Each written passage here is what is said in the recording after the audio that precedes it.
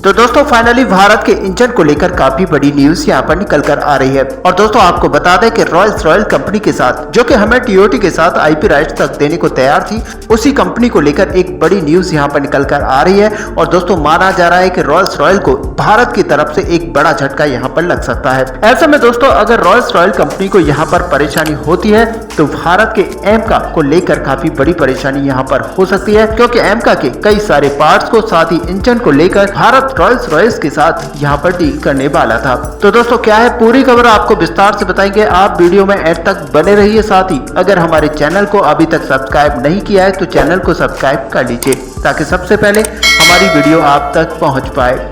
तो दोस्तों अब जो न्यूज निकल कर आ रही है वो ये है कि भारत की तरफ से सीबीआई ने ब्रिटेन की कंपनी रॉयल्स रॉयस के ऊपर एक ऑफिशियल केस किया गया है। दरअसल दोस्तों आपको बता दें कि ये मामला थोड़ा सा पुराना है, लेकिन अब सीबीआई की तरफ से यहाँ पर केस दायर किया गया है। और आपको बता दें कि इस केस की जो छानबीन है वो पिछले 4 सालों से लगातार चल रही थी। और अब जो रॉयल्स रॉयस की शाखा भारत के अंदर है उसके जो अधिकारी हैं उनके ऊपर, साथ ही कुछ बिचौलिए और साथ ही भारत के कुछ अन्य ब्यूरोक्रेट को लेकर अब यहाँ पर मुकदमा दायर किया गया है। और दोस्तों आपको पता होगा कि ऑगस्टा कंपनी के साथ जो कि इटली की है, हमने किस तरह से देखा कि वहां पर एक केस दायर किया गया था और ऑगस्टा पूरी कंपनी को यहां पर ब्लैकलिस्ट भारत की तरफ से कर दिया गया था। और दोस्तों आपको याद होगा कि वहां पर चॉपर्स खरीदे गए थे जहां पर उनके लिए खरीद फरोख्त के अंदर कुछ धोखाधड़ी पाई गई थी और ऐसे में पूरी कंपनी को ब्लैकलिस्ट कर दिया था। और आप देख लीजिए कि उसके बाद में उस कंपनी के साथ किसी भी तरह की कोई डील साइन नहीं की गई है। और दोस्तों अब इसी को लेकर माना जा रहा है कि अगर यहाँ पर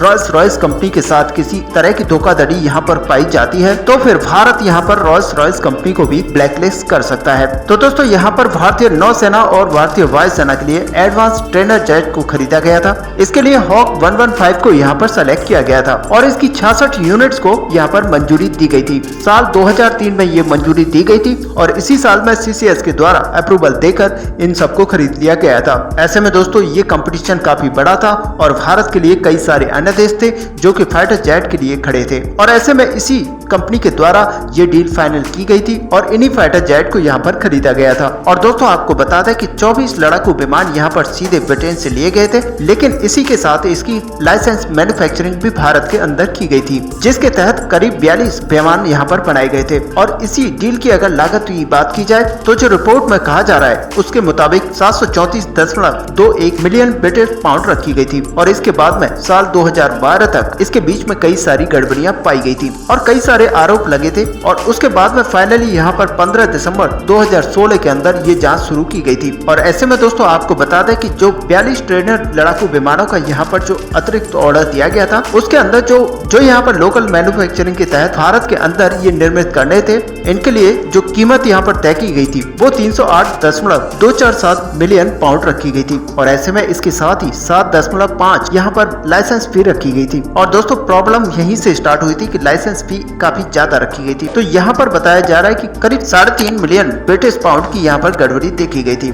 और ऐसे में यहाँ पर कहा जा रहा है कि रॉयल्स रॉयस की तरफ से यहाँ पर भारत के ब्यूरोक्रेट को रिश्वत के तौर पर कुछ पैसा दिया गया था। और वैसे दोस्तों अगर देखा जाए तो रॉयल्स रॉयस यहाँ पर केवल भारत के लिए ही नहीं बल्कि इस तरह की गड़बड़ियां कई सारे देशों के साथ पहले भी कर चुका है। और देखा जाए तो इंडोनेशिया, थाईलैंड, मलेशिया और कुछ अन्य देशों के साथ जब भी इनकी डील हुई है तो इसी तरह की गड़बड़ियां वहां भी देखी गई हैं। और ऐसे में दोस्तों देखा जा सकता है कि आने वाले समय में यहाँ पर रॉयल्स रॉयस अगर दोषी पाया जाता है तो भारत की तरफ से इसको ब्लैकलिस्ट किया जा सकता है। और दोस्तों अगर रॉयल्स रॉयस यहाँ पर ब्लैकलिस्ट होता है तो भारत के साथ आने वाले समय में किसी भी तरह की कोई डील यहाँ पर नहीं होगी। और ऐसा होता है तो हमारे एएमसी के लिए ये काफी नेगेटिव हो सकता है, क्योंकि एएमसी के लिए अभी हमें इंजन की जरूरत है और साथ ही कई सारे पार्ट्स हैं जो कि रॉयल्स रॉयस की तरफ से लिए जाने हैं। तो फाइनली दोस्तों अगर देखा जाए तो भारत के हिसाब से ये काफी नेगेटिव है। ऐसे में दोस्तों आपका क्या व्यू है, आप अपना व्यू हमें कमेंट पे लिखकर बता सकते हैं। साथ ही वीडियो को लाइक और शेयर करना ना भूलें। मिलते हैं नेक्स्ट वीडियो में, तब तक के लिए जय हिंद।